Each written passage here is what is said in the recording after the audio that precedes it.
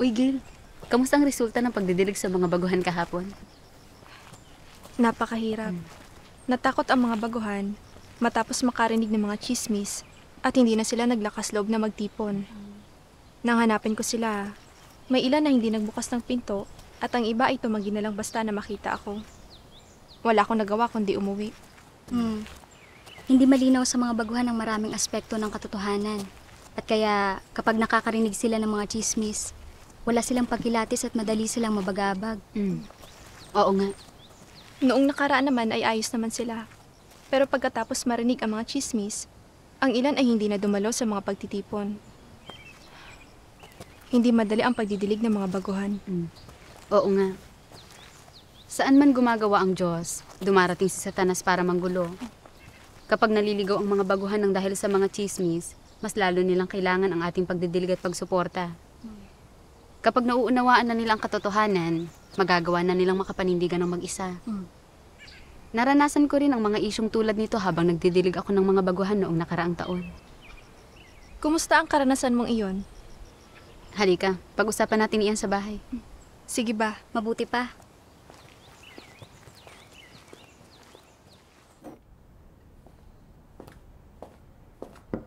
Noong Mayo ng 2022, tinanggap ng mga residente ng ilang nayon ang gawain ng makapangyarihang Diyos sa mga huling araw. Pero hindi nagtagal pagkatapos niyon, maraming baguhan ang hindi na dumalo sa mga pagtitipon. Anong nangyari? Matapos itong suriin, nalaman namin na nagpapatrolya sa gabi ang mga armadong sundalo at inaaresto nila ang sino mang nagdaraos ng mga pagtitipon. Sa ibang lugar, ang ilang kapatid ay pinagmulta, inaresto at ikinulong na dahil sa kanilang pananampalataya. Takot na takot ang mga baguhan sa mga nayong iyon, kaya hindi na sila naglakas loob na dumalo sa mga pagtitipon. Nang mangyari iyon ay inatas ng aking leader na suportahan namin ni Isa ang mga baguhan. Noong panahong iyon, magkahiwalay naming dinidiligan ni Isa ang mga baguhan. Isang gabi, bago ako umuwi, bigla akong tinawagan ni Isa. Natatakot daw ang aming host sister na baka pagmultahin o makulong ito, kaya pinapaalis na kami nito. Naisip ko, saan kaya kami makakahanap sa oras na ito ng pamilyang maguho sa amin? Kaya nga. Kalaunan, sinubukan namin si Sister Yana. Pero takot si Yana at ang kanyang anak na maaresto at hindi sila naglakas loob na patuloyin kami. Kaya nawalan kami ng matutuluyan. Oras pa naman na ng gabi. Labis akong nalungkot at pakiramdam ko ay naagrabyado kami. Umuulan noong gabing iyon. Hindi namin alam ni Isa kung saan pupunta. Gusto naming umalis sa lugar na iyon. Pero napakarami pa ring mga baguhan na nangangailangan ng pagdidilig at pagsuporta. Kung aalis kami roon at hindi madidiligan ang mga baguhan, mas malamang na hindi sila makakapanindigan ng mag-isa. At ibig sabihin niyon ay iiwasan namin ang aming responsibilidad. Nang mapagtanto ito, nagpasya akong manatili at tingnan kung may iba pang handa na maghuho sa amin. May nahanap ka ba pagkatapos niyon? Oo, may isa. Pero pinatuloy niya lang kami ng isang gabi roon. Noong oras na iyon, napaiyak ako. Iniisip na isang gabi lang akong pwedeng manatili roon at pagkatapos ay mawawalan na naman ako ng matutuluyan. Gusto kong gumampan, pero nahaharap ako sa maraming hadlang. Hindi kami pamilyar sa lugar at kapag nalaman ng gobyerno na nagpapalaganap kami ng ebanghelyo, aarestuhin at uusigin kami. Pinanghinaan ako ng loob at ginusto ko ng sumuko. Kung umalis ka, ano na lang ang mangyayari sa mga baguhang iyon? Ganoon din ang sinabi sa akin ng supervisor nang sabihin kong gusto ko nang umalis. Sinabi rin niya, hindi nauunawaan ng mga baguhan ang katotohanan at namumuhay sila sa kahinaan ng loob at takot. Kailangan nila ng pagdidilig at pagsuporta. Hindi natin pwedeng sukuan ng mga baguhan. Tingnan mo kung makakahanap ka pa ng paraan para makapanatili. Dapat tayong matutong umasa sa Diyos. Maghahanda siya ng lugar para sa iyo. Oo. Dahil sa kanyang payo, napagtanto ko na dapat akong higit na umasa sa Diyos sa panahong ito na nahihirapan ako. Kaya nagdasal ako sa Diyos. hinihiling sa kanya na magbukas ng daan para sa amin. Pagkatapos niyon, habang nagbabasa ng ilang mensahe sa aming group chat, nakita ko ang siping ito ng mga salita ng Diyos. Mula nang ipagkatiwala ng Diyos ang pagbuo ng arka kay Noe, kailanman ay hindi inisip ni Noe sa kanyang sarili. Kailan wawasakin ng Diyos ang mundo? Kailan niya ibibigay sa akin ang hudyat na gagawin na iyon? Sa halip na pagnilayan ang mga bagay na iyon, sinikap ng husto ni Noe na tandaan ang bawat bagay na sinabi sa kanya ng Diyos, at pagkatapos ay isagawa ang bawat isa. Matapos tanggapin ang ipinagkatiwala sa kanya ng Diyos, nagsimula na si Noe na isagawa at isakatuparan ang pagbuo ng arka na sinabi ng Diyos, na para bang ito ang pinakamahalagang bagay sa kanyang buhay na hindi iniisip na magpaantala. Nagdaan ang mga araw, lumipas ang mga taon, araw-araw, taon-taon. Hindi kailanman pinwersa ng Diyos si Noe, ngunit sa buong panahong ito, nagtiyaga si Noe sa mahalagang gawaing ipinagkatiwala sa kanya ng Diyos. Bawat salita at pariralang binigkas ng Diyos ay nakakintal sa puso ni Noe na parang mga salitang nakaukit sa tapyas na bato. Hindi alintana ang mga pagbabago sa mundo sa labas, ang pangungutya ng mga tao sa paligid niya, ang kaakibat na hirap o ang mga paghihirap na dinanas niya. Nagtiyaga siya sa lahat ng ito sa ipinagkatiwala sa kanya ng Diyos, nang hindi kailanman nawawala ng pag-asa o nag-iisip na sumuko. Ang mga salita ng Diyos ay nakakintal sa puso ni Noe, at ang mga ito ang kanyang naging pang-araw-araw na realidad. Inihanda ni Noe ang bawat mga materyales na kailangan sa pagbubuo ng arka, at ang anyo at mga detalye para sa arka na iniutos ng Diyos ay unti-unting nagkahugis sa bawat maingat na pukpok ng martilyo at pait ni Noe. Sa lahat ng paghangin at pag-ulan, at paano man siya kinutya o siniraan ng mga tao, nagpatuloy ang buhay ni Noe sa ganitong paraan, taon-taon. Lihim na minasdan ng Diyos ang bawat kilos ni Noe, nang hindi kailanman bumibigkas ng isa pang salita sa kanya, at naantig ni Noe ang kanyang puso. Gayunman, hindi ito nalaman ni nadama ni Noe. Mula simula hanggang wakas, binuo lamang niya ang arka at tinipon ang bawat uri ng nabubuhay na nilalang nang hindi natitinag ang katapatan sa mga salita ng Diyos. Sa puso ni Noe, walang mas dakilang tagubilin na dapat niyang sundin at isagawa. Ang mga salita ng Diyos ang kanyang panghabang buhay na direksyon at mithiin. Kaya, anuman ang sinabi sa kanya ng Diyos, anuman ang ipinagawa sa kanya ng Diyos, ang iniutos sa kanyang gawin, ganap na tinanggap ito ni Noe at ikinintal ito sa kanyang memorya. Itinuring at pinangasiwaan niya ito bilang ang pinakamahalagang bagay sa kanyang buhay. Hindi lamang niya ito hindi kinalimutan, hindi lamang niya ito ipinako sa kanyang isipan, kundi isinakatuparan niya ito sa kanyang pang-araw-araw na buhay. Ginagamit ang kanyang buhay para tanggapin at isagawa ang atas ng Diyos. At sa ganitong paraan, sa paisa-isang tabla, nabuo ang arka. Bawat galaw ni Noe, bawat araw niya, ay inilaan sa mga salita at utos ng Diyos. Maaaring hindi mukhang nagsagawa si Noe ng isang napakadakilang gawain, ngunit sa mga mata ng Diyos, lahat ng ginawa ni Noe, maging ang bawat hakbang na kanyang ginawa para may makamit, bawat kayod ng kanyang kamay, lahat ng iyon ay mahalaga at nararapat gunitain at nararapat tularan ng sangkatauhang ito. Sumunod si Noe sa ipinagkatiwala sa kanya ng Diyos. Hindi siya natinag sa kanyang paniniwala na ang bawat salitang binigkas ng Diyos ay totoo. Wala siyang pagdududa rito. At bilang resulta, natapos ang arka at ang bawat uri ng nabubuhay na nilalang ay nabuhay roon. Amen. Amen. Tunay na nakaaantig ang saloobin at pag-uugali ni Noe sa atas ng Diyos. Oo, narinig ni Noe ang mga salita ng Diyos at isinapuso niya ang mga salita at atas ng Diyos. Itinuring niya na pinakamahalagang aspekto ng kanyang buhay ang paggawa ng arka at na pinakamalaking responsibilidad niya ang pagtatapos nito.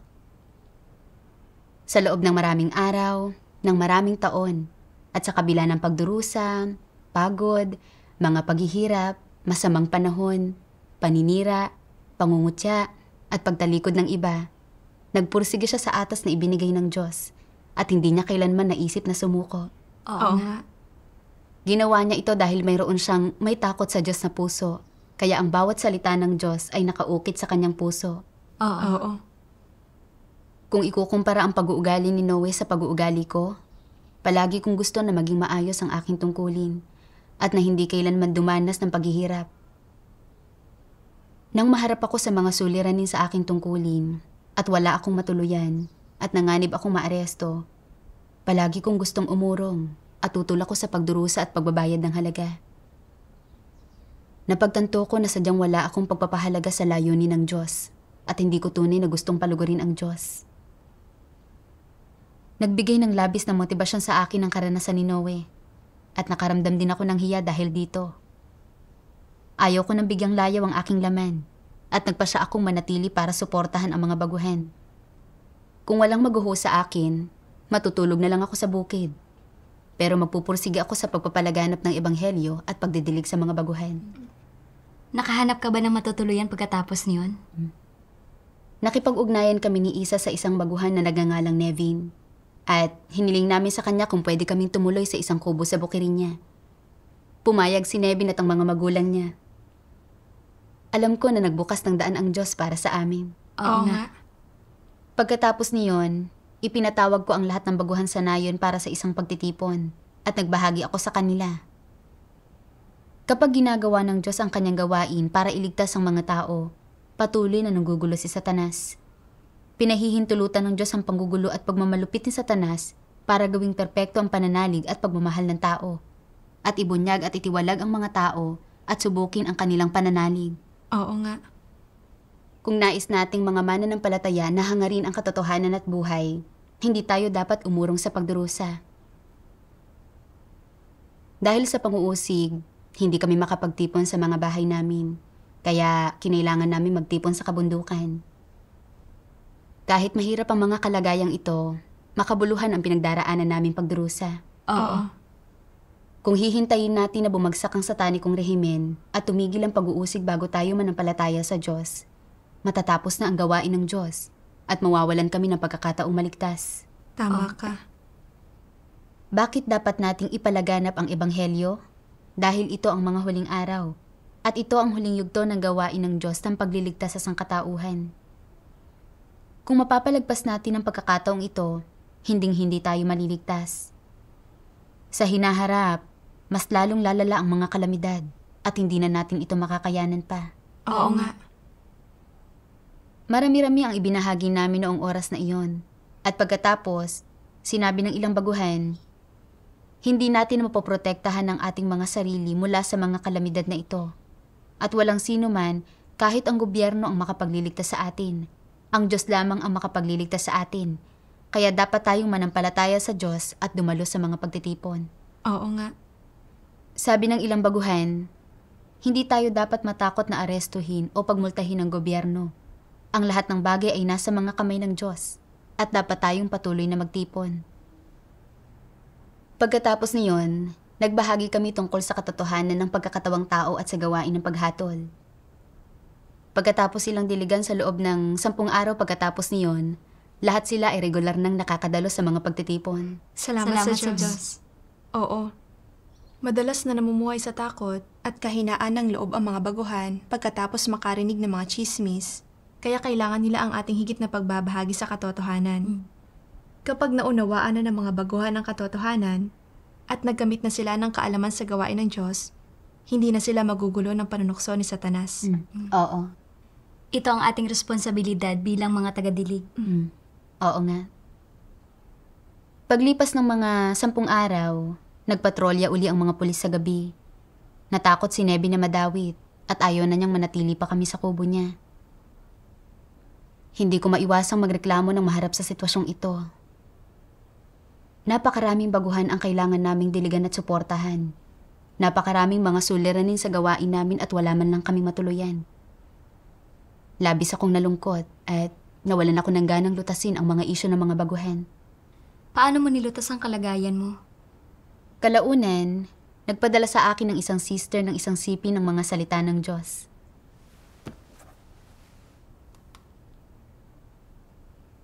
Sabi ng makapangyarihang Diyos, dahil kapag ang isang tao ay tumanggap ng mga ipinagkakatiwala sa kanila ng Diyos, may pamantayan ang Diyos sa paghusga kung ang mga pagkilos ng isang tao ay mabuti o masama, at kung ang taong iyan ay nagpasakop, at kung ang taong iyan ay nakatupad sa kalooban ng Diyos, at kung ang kanyang ginagawa ay nakaabot sa pamantayan. Ang mahalaga sa Diyos ay ang puso ng tao, hindi ang panlabas nilang mga ginagawa. Hindi ito isang kaso na dapat pagpalain ng Diyos ang isang tao basta gumagawa siya ng isang bagay, sa paanong paraan man nila ito ginawa. Ito ay isang maling pagkaunawa ng tao sa Diyos.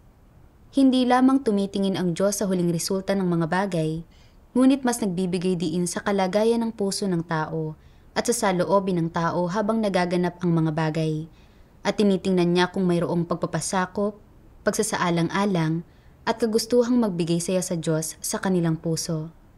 Amen. Amen. Matapos basahin ang mga salita ng Diyos, pinagnilayan ko ang aking sarili. Noong una akong magsimulang sumuporta sa mga baguhan, inakala ko na ginagampanan ko ang aking tungkulin, na siguradong magiging maayos ang takbo nito, at na mauunawaan, iho-host, at poprotektahan ako ng mga baguhan.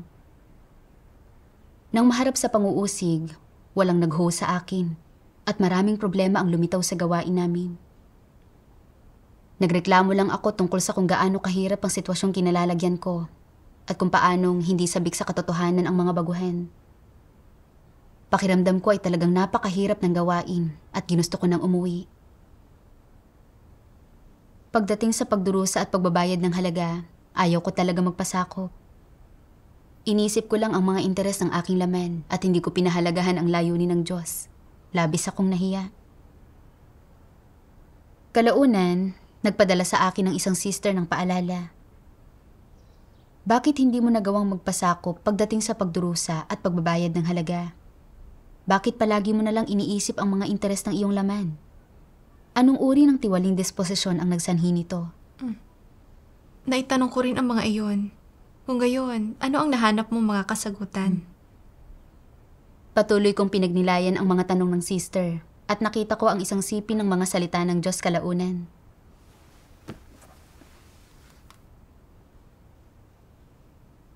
Sabi ng makapangyarihang Diyos, ngayon, maaari bang makaapekto sa pagganap mo ng iyong tungkulin ang mga bagay na nangyayari sa iyo na hindi nakaayon sa iyong mga kuro-kuro? Halimbawa, nagiging abala minsan sa trabaho at kailangan ng mga tao na magtiis ng kaunting hirap at medyo magbayad ng halaga upang magampanan ng mabuti ang kanilang mga tungkulin. Pagkatapos nito ay bumubuo ang ilang tao ng mga kuro-kuro sa kanilang isipan at nagsisimula ang kanilang paglaban at maaari silang maging negatibo at tamad sa kanilang trabaho.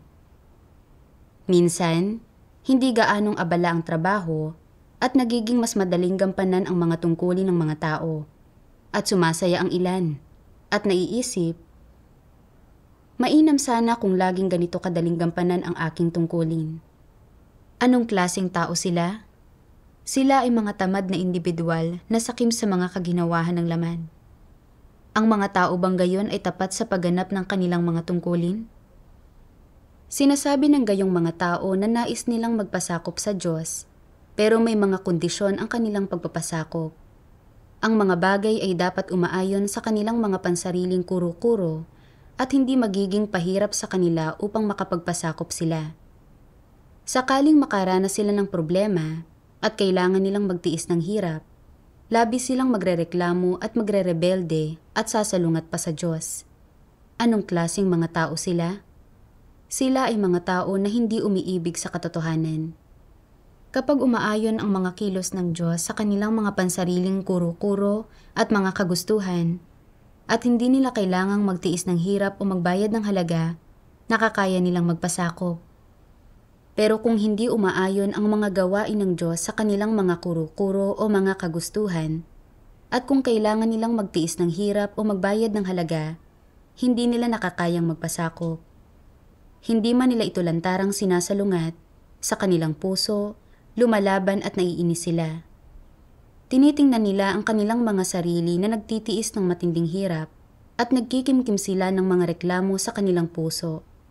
Anong klaseng problema ito? Ipinapakita nito na hindi sila umiibig sa katotohanan. Amen. Amen. Sa pamamagitan ng mga salita ng Diyos, natutunan ko na may ilang tao na gustong maging maayos lang ang takbo ng mga bagay-bagay sa kanilang tungkulin.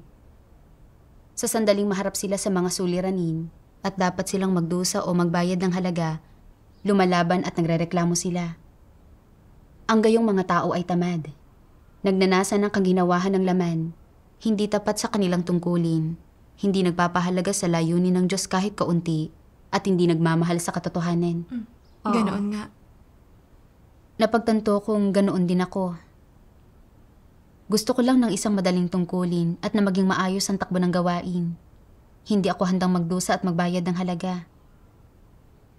Nang maharap sa panguusig, nang hindi maglakas loob ang mga baguhan na patuloyin kami, o na magtipon dahil sa takot na maaresto, at bukod sa nagdusa ang aking katawan dahil sa kawalan ng matutuluyan, kinailangan ko ring magbayad ng mas malaking halaga para maghanap ng mga baguhan at magbahagi tungkol sa mga salita ng Diyos at tulungan sila. Nagreklamo ako tungkol sa kung gaano kahirap ang mausig, kung gaano kahina ang loob ng mga baguhan, at ginusto ko na lang huminto sa tungkulin ko at umalis. Sa sandaling maharap ako sa mga suliranin, iniisip ko na ang mga interes ng sarili kong laman, at wala ako ni kaunting katapatan at pagpapasakop. Tinulutan ng Diyos na mangyari ang sitwasyong ito, at gusto niyang hanapin ko ang katotohanan at matuto ako ng mga aral mula sa karanasang ito. Pero hindi ko pinahalagahan ang buhay pagpasok. Palagi kong ninanasa ang kaginawahan ng laman at itinuturing ang aking tungkulin ayon sa sarili kong mga kagustuhan. Talagang hindi ako isang taong nagmamahal sa katotohanan. Oo nga. Ang mga sitwasyong hindi naaayon sa ating mga kuro-kuro ay nakakatulong na magbunyag ng ating mga tiwaling disposisyon. Ito ay isang paraan kung saan binabago at dinadalisay tayo na gawain ng Diyos. Oo. May isa pang sipi na labis na nakaantig sa akin. Sabi ng makapangyarihang Diyos, "Ngayon, hindi mo pinaniniwalaan ang mga salitang aking sinasabi at hindi mo binibigyang pansin ang mga iyon. Kapag dumating na ang araw para ang gawaing ito ay lumaganap at nakita mo ang kabuuan nito, magsisisi ka at sa sandaling yaon, ikaw ay matitigilan. Mayroong mga pagpapala, gayunman ay hindi mo alam kung paano magtamasa sa mga yaon, at naroon ang katotohanan, gayunman ay hindi mo ito hinahabol. Hindi ka ba nagdadala ng sumpa sa iyong sarili?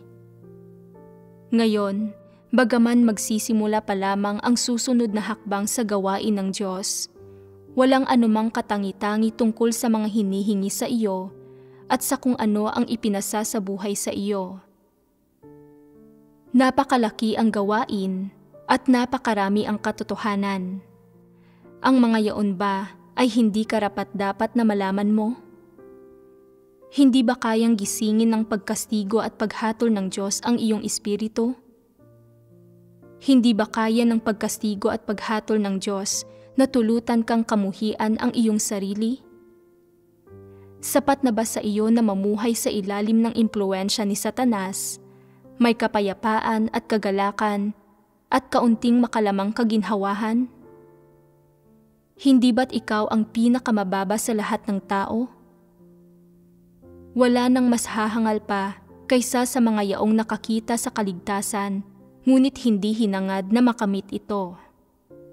Sila ay mga taong nagpapakabusog sa laman at nasisiyahan kay Satanas. Umaasa ka na ang iyong pananampalataya sa Diyos ay hindi magsasanhi ng anumang mga hamon o mga kapighatian o ng kahit katiting na paghihirap. Lagi mong hinahabol ang mga bagay na walang halaga at hindi mo pinahahalagahan ang buhay. Sa halip ay inuuna mo ang iyong sariling matataas na kaisipan bago ang katotohanan. Ikaw nga ay walang halaga. Nabubuhay ka na parang isang baboy. Ano nga ba ang pagkakaiba sa pagitan mo at ng mga baboy at mga aso? Hindi ba't lahat niyaong hindi naghahabol sa katotohanan at sa halip ay iniibig ang laman ay mga hayop? Ang mga patay ba na walang mga espiritu ay lumalakad na mga bangkay? Ipinagkakaloob ko ang tunay na buhay ng tao sa iyo. Gayunman ay hindi ka nagsisikap. Wala ka bang pagkakaiba sa isang baboy o isang aso? Ang mga baboy ay hindi naghahangad ng buhay ng tao. Hindi nila hinahangad na maging malinis at hindi nila nauunawaan kung ano ang buhay. Bawat araw, pagkatapos nilang kumain ng busog, natutulog na sila. Naibigay ko na sa iyo ang tamang daan. Gayunman ay hindi mo ito nakamtan. Wala kang pag-aari. Payag ka bang magpatuloy sa ganitong buhay, ang buhay ng isang baboy? Ano nga ba ang kahalagahan ng mga gayong tao na nabubuhay? Ang iyong buhay ay kasumpa-sumpa at walang dangal. Nabubuhay ka sa gitna ng karumihan at kahalayan at hindi ka naghahabol ng anumang layunin. Hindi ba't ang iyong buhay ang pinakahamak sa lahat? Mayroon ka bang lakas ng loob na tumingin sa Diyos? Kung magpapatuloy ka na dumanas ng ganito, hindi ba't wala kang matatamo? Ang tamang daan ay naibigay na sa iyo, ngunit kung makakamit mo ito sa kasukdulan o hindi, ay nakasalalay sa iyong pansariling paghahabol. Amen. Amen. Sa pamamagitan ng mga salita ng Diyos, napagtanto ko na ipinapahayag ng Diyos ang kanyang mga salita. Dinidiligan at tinutustusan ang mga tao at binibigyan niya tayo ng pagkakataong gampanan ng ating mga tungkulin.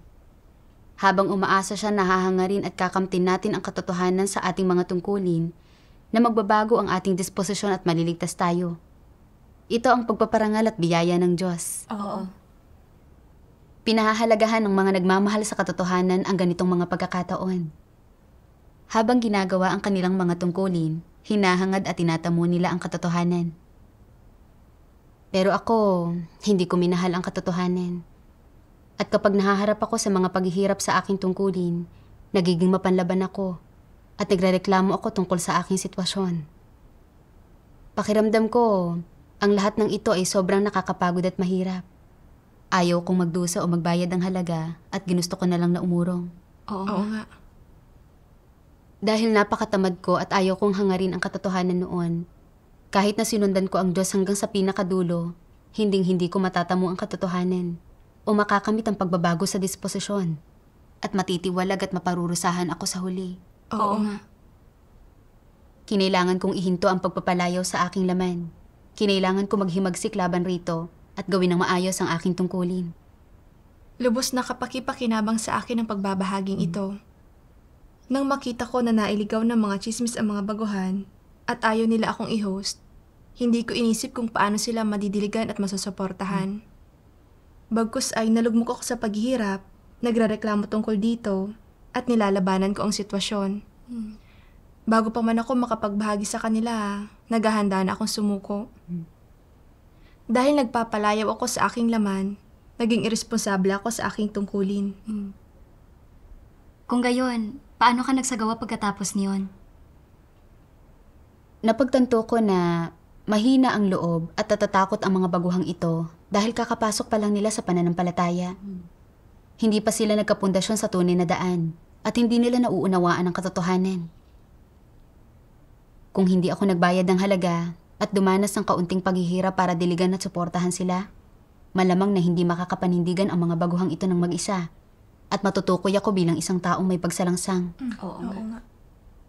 Hindi mahalaga kung may pamilya man na maghuhu sa amin at hindi mahalaga kung daranas kami ng pagdurusa. Handa ako magpursige sa aking tungkulin at tuparin ang aking responsibilidad. Nang mapagtanto ko ang lahat ng ito, mas naging panatag ako at naging determinado akong danasin ang anumang sumapit sa akin. Noong araw na iyon, pinuntahan ako ng nanay ni Nevin sa bukid at sinabi sa akin, nagsisimula na ngayon ang pagpapatrolya ng mga milisya tuwing gabi. Nag-aalala kami na masasalubong niyo sila. Mga tagalabas kayo na labas-masok dito sa nayon.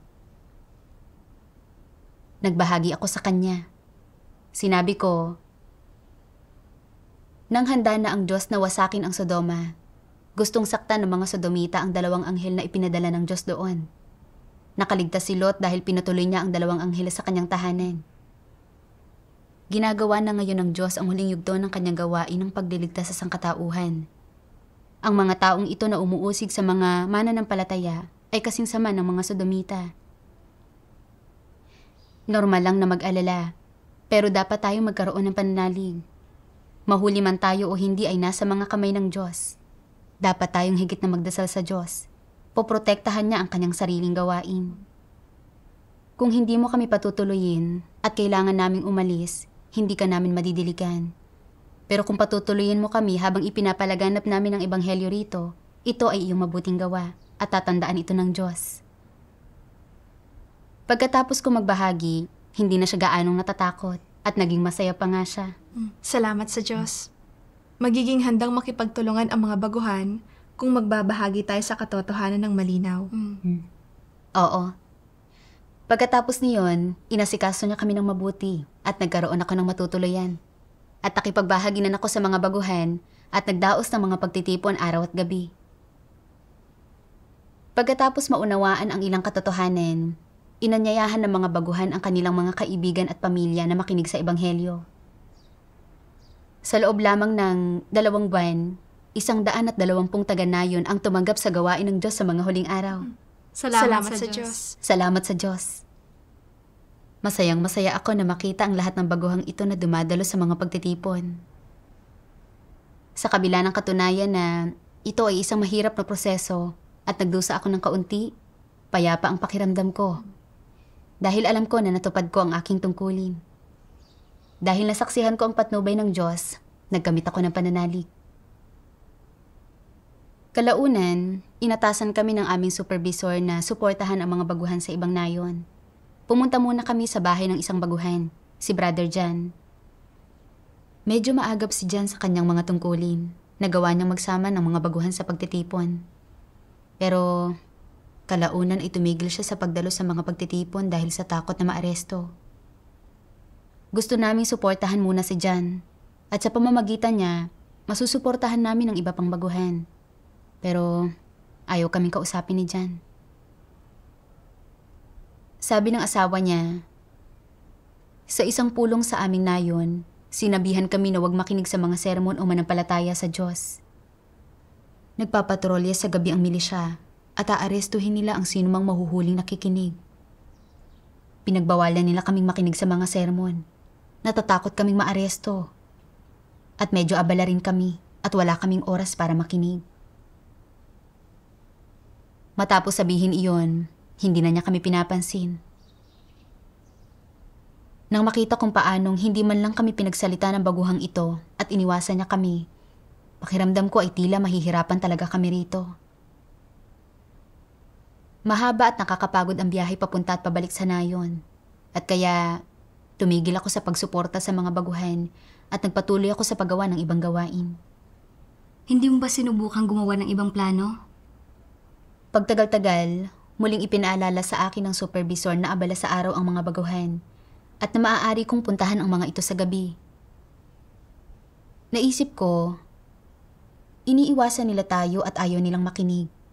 Kahit pumunta ako, hindi ko alam ang gagawin ko.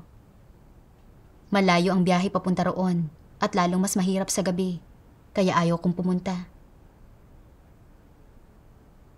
Pagkatapos, Napagtanto ko na sa patuloy na pagpapaliban ko sa pagpunta roon, iniiwasan ko ang aking responsibilidad sa mga baguhan. Naisip ko ang paghahayag ng Diyos kung paano gumagawa ang mga huwad na lider.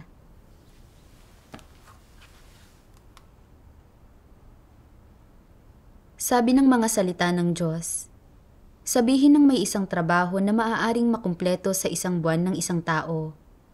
Kung aabuti ng 6 na buwan para magawa ang trabahong ito, hindi ba't magiging kawalan ang 5 buwan doon? Hayaan ninyo akong magbigay ng halimbawa tungkol sa pagpapalaganap ng Ebanghelyo. Handa ang ilang tao na saliksikin ang tunay na daan at kailangan lang ng 1 buwan upang mapagbalik loob. Pagkatapos ay umaanib na sila sa iglesia at patuloy na nadidiligan at natutustusan. 6 na buwan lamang ang kailangan para magkaroon ng pundasyon. Pero kung ang saloobin ng taong nagpapalaganap ng Ebanghelyo ay saloobing walang pakialam at pabasta-basta, at ang mga leader at manggagawa ay walang pagpapahalaga sa responsibilidad, at sa huli ay inabot ng kalahating taon para mapagbalik loob ang taong iyon, hindi ba't katumbas ng kalahating taon na ito ang nawala sa buhay nila? Kapag naharap sila sa isang malaking sakuna at wala silang pundasyon sa tunay na daan, malalagay sila sa panganib. At hindi ba't magkakautang ka sa kanila? Ang gayong kawalan ay hindi nasusukat sa pera o mga material na bagay. Inantala mo ang pagkaunawa nila sa katotohanan ng kalahating taon. Pinatagal mo ang pagkakaroon nila ng pundasyon at pagganap sa tungkulin nila ng kalahating taon. Sino ang mananagot para dito? Kaya bang akuin ng mga lider at manggagawa ang responsibilidad para dito? Ang responsibilidad para sa pag-antala sa buhay ng isang tao ay lagpas sa kakayahang pumasa ng kahit sino. Dahil walang makakapasan sa responsibilidad na ito, ano ang angkop na gawin ng mga lider at manggagawa? 4 lang na salita. Gawin ang makakaya ninyo. Gawin ang makakaya ninyo para gawin ang ano. Para tuparin ang mga responsibilidad ninyo mismo. Gawin ang lahat ng makikita ninyo. Mag-isip sa inyong puso at magkamit-gamit ang inyong kakayahan. Ito ang gawin ang makakaya ninyo. Ito ay pagiging tapat at responsable. At ito ang responsibilidad na dapat tuparin ng mga lider at manggagawa. Amen. Sa pamamagitan ng mga salita ng Diyos, natutunan ko na anuman ang trabaho ng isang tao, kung maaari itong gawin sa loob ng 1 buwan, pero inabot ng 6 na buwan bago ito matapos, ito ay isang napakalaking kawalan. Halimbawa, sa kaso ng pagpapalaganap ng Ebanghelyo, kung handa ang isang tao na magsiyasat sa tunay na daan, maaari siyang mapasampalataya sa loob ng 1 buwan at makapasok sa sambahayan ng Diyos sa tamang oras kung tutuparin ng tagapagpalaganap ng Ebanghelyo ang kanyang responsibilidad. Tutulutan nito ang taong ito na maunawaan ang katotohanan ng mas maaga at magkapuntasyon sa tunay na daan. Oo. Kung hindi tayo magbabayad ng halaga sa ating mga tungkulin, kung mayroon tayong kaswal o mapagwalang bahalang saloobin at inabot ng 6 na buwan bago mapasampalataya ang taong ito, magiging isang malaking kawalan ito sa buhay niya. Kung sasapit ang mga kalamidad at hindi pa natanggap ng mga taong ito ang gawain ng Diyos, at wala silang pagdidilig at panustos ng katotohanan at mamamatay sila, walang sino man ang may kayang managot sa gayong mga pagkamatay. Oo nga. Kaya, kinakailangan dito na hindi natin ipagpaliban ang ating mga tungkulin. At dapat nating gawin ang lahat ng ating makakaya para matupad ang ating mga responsibilidad upang magkaroon tayo ng malinis na konsensya. Oo. Kung dahil sa ating mga irresponsableng pagkilos, ay hindi nadiligan sa tamang oras ang mga baguhan, at nagdusa ng kawalan ang kanilang buhay, magsisisi at makokonsensya tayo. Oo nga. Habang sinusuportahan ang mga baguhan at nagpapalaganap ng Ebanghelyo, hindi ako handang magbayad ng halaga at ayaw kong magdusa. Nang italaga ako para suportahan ang mga baguhan at ipalaganap ang Ebanghelyo sa nayong iyon, at naharap ako sa mga paghihirap at mahabang biyahe, binigyang layaw ko ang aking laman at tinais kong wag pumunta. Nagpapaliban araw-araw. Mahina ang loob ng mga baguhang ito. Natatakot sila at hindi naglalakas loob na dumalo sa mga pagtitipon dahil sa pang-uusig ng gobyerno. Lubha silang nangangailangan ng pagdidilig at pagsuporta para maunawaan nila ang katotohanan at makalaya sa mga pumipigil sa kanila. Kung matatapos na ang gawain ng Diyos at hindi pa nakawala ang mga taong ito sa madidilim na puwersa at hindi sila nagtipon at nakinig sa mga salita ng Diyos, hindi nila mauunawaan ang katotohanan o makakamit ang kaligtasan ng Diyos. At sila ay mapapahamak sa mga kalamidad. Oo nga. Dagdag pa rito, marami sanayong iyon ang hindi pa nakarinig sa tinig ng Diyos. Kung hindi ako pumunta roon, hindi ko maipapalaganap ang ebanghelyo at hindi maririnig ng mga taong iyon ang tinig ng Diyos at hindi nila matatanggap ang pagliligtas ng Diyos. Mabibigo ako sa aking responsibilidad kapag nagkaganoon. Tama. Kinailangan kong itigil ang pagpapaliban at isantabi ang aking mga pag-aalala. Ano man ang lumitaw na sitwasyon, kailangan kong pagdaanan ito at tuparin ang aking mga responsibilidad. Kalaunan, naisip ko ang isa pang sipi ng mga salita ng Diyos.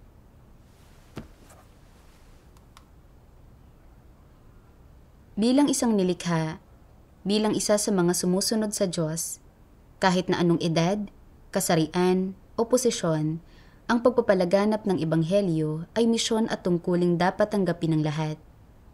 Kung dumating sa iyo ang misyong ito at hinihinging gugulin mo ang iyong sarili, magbayad ng halaga o ibigay pa nga ang buhay mo, ano ang dapat mong gawin? Tungkulin mong tanggapin ito. Ito ang katotohanan at ito ang dapat mong maunawaan. Hindi ito isang simpleng doktrina. Ito ang katotohanan. Bakit ko sinasabing katotohanan ito? Dahil kahit paano man magbago ang panahon, ilang dekada man ang lumipas, o paano man magbago ang mga lugar at espasyo, palaging magiging isang positibong bagay ang pagpapalaganap ng ebanghelyo at pagpapatotoo sa Diyos. Hindi kailanman magbabago ang kahulugan at halaga nito. Hinding-hindi ito maiimpluwensyahan ng pagbabago sa panahon o sa panghiograpiyang lokasyon. Walang hanggan ang pagpapalaganap ng ebanghelyo at pagpapatotoo sa Diyos. At bilang isang nilikha, dapat mo itong tanggapin at isagawa. Ito ang walang hanggang katotohanan. Amen. Amen. Isinalay sa ito ng maayos ng siping ito. Ang pagpapalaganap sa ebanghelyo, ang ating responsibilidad at misyon. Oo. Labis akong naantig sa mga salita ng Diyos. Biyaya ng Diyos na marinig ko ang tinig niya. Ang pagpapalaganap sa ebanghelyo at pagdidilig sa mga baguhan ay tungkulin ko at kailangan kong tapusin ang gawaing ito. Kapag kailangan kong magdusa at magbayad ng halaga, dapat ko itong tanggapin ng walang kondisyon.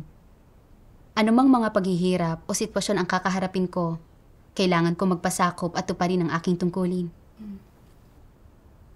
Nang mapagtanto ko ito, pumunta ako sa nayon ng mag-isa. Madilim na nang umalis ako at umuulan na. Habang naglalakad ako sa kalsada, nagdarasal ako sa Diyos. Maya-maya pa, may nakasalubong akong matandang babae habang naglalakad. Sinabi ko sa kanya na papunta ako sa kanyang nayon, kaya naglakad kami ng magkasunod. Pagkarating ko sa nayon, hindi ko na nakita ang matandang babae. Madilim noon, hindi ako pamilyar sa mga kalsada roon at hindi ko alam kung saan pupunta. Kaya umupo na lang ako sa gilid ng kalsada. Balisang-balisa ako noon. Nag-aalala ako na baka hindi ko malaman kung ano ang sasabihin kapag may makasalubong ako nagpapatrolya sa gabi. Kaya patuloy akong tumawag sa Diyos sa aking puso.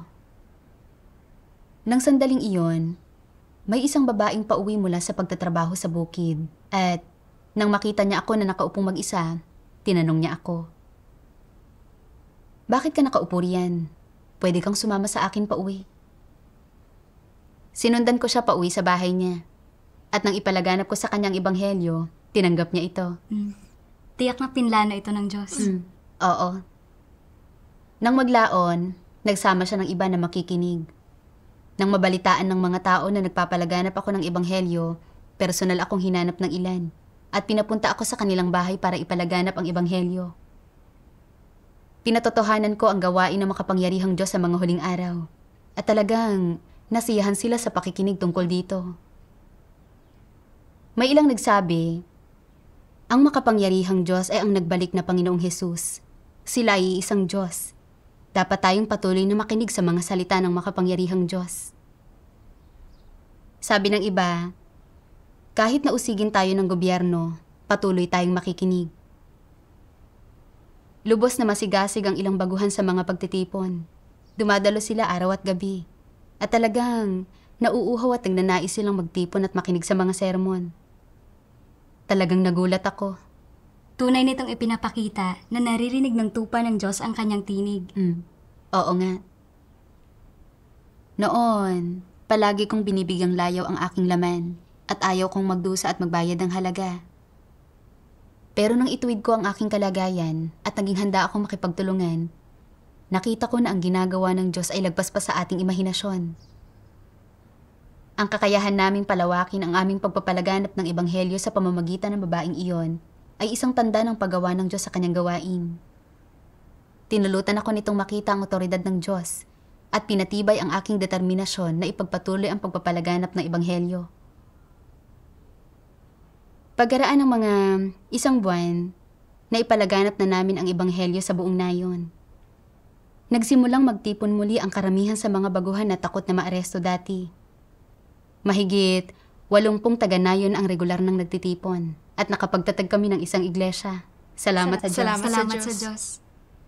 Sa pamamagitan ng karanasang ito, natutunan ko na ang saloobin ng isang tao sa kanyang tungkulin ay napakahalaga. Kapag nagpapasakop at nagpapahalaga tayo sa layunin ng Diyos, nakikita natin na gaano man kahirap ang ating gawain, hanggat tayo ay taimtim na nagtutulungan, magiging maliwanag ang patnubay ng Diyos.